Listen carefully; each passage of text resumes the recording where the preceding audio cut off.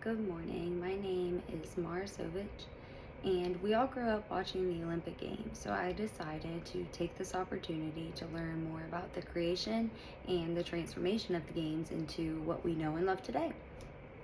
So the first thing I did was dive into the history of the Games, and I learned that the first Olympic Games was held in the summer of 776 BC, and it was held in a small southern town of Greece called Olympia.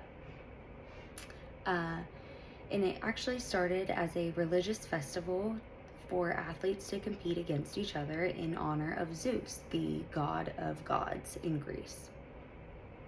Dueling city-states would call a truce to have their athletes compete in this festival, but it only lasted a day, and they only had one event, which was the 600-meter sprint race.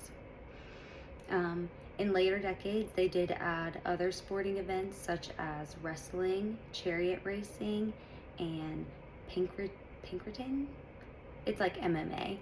But the ancient Greek Olympic Games actually ended in 394 AD when Christian Emperor Theodosius I banned all pagan festivals. But 1500 years later, Frenchman Pierre Coubertin founded the International Olympic Committee, or the IOC, in Paris in 1884. And this was the transition from a religious festival to a sporting event. And the rights to organize the very first Olympic Games were given to Greece.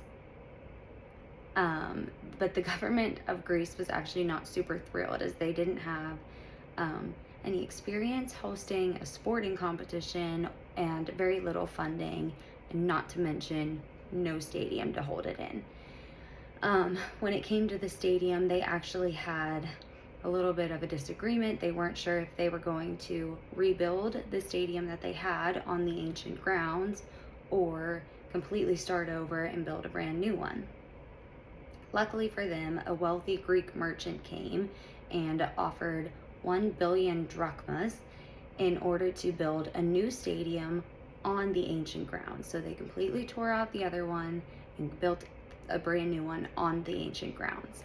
And this is the only stadium in the world completely made out of white marble. And with that new stadium, the games were revived in Athens, Greece, and ready to go for April 1896. The very first modern game was attended by 200 to 300 athletes who were all male.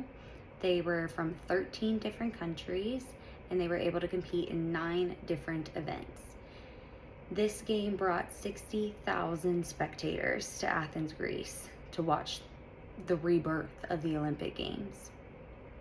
At the end of the games, the U.S. ended on top of the Olympic medal table with 11 gold medals. Greece ended up in second with 10 gold medals. Germany obtained the third position with 7 gold medals. And although Greece tried and offered to have the second Olympics in Athens as well, Paris had already obtained the rights to hold and host the 1900 Olympics. The Winter Games were introduced in 1924, and now today we alternate every 2 years between the Summer and Winter Games. Today, the Olympics aim to bring people together from all around the world and celebrate great athletic achievements. The games create a sense of loyalty and pride for your country, and they also offer a buffet of sporting delights for all types of different fans with all the different events that they hold. But I really hope that you guys enjoyed and learned a little bit about the background and upstart of the Olympic Games, and I would really look forward to hearing what events you guys look forward to watching in 2024 at the next Summer Games. Thank you.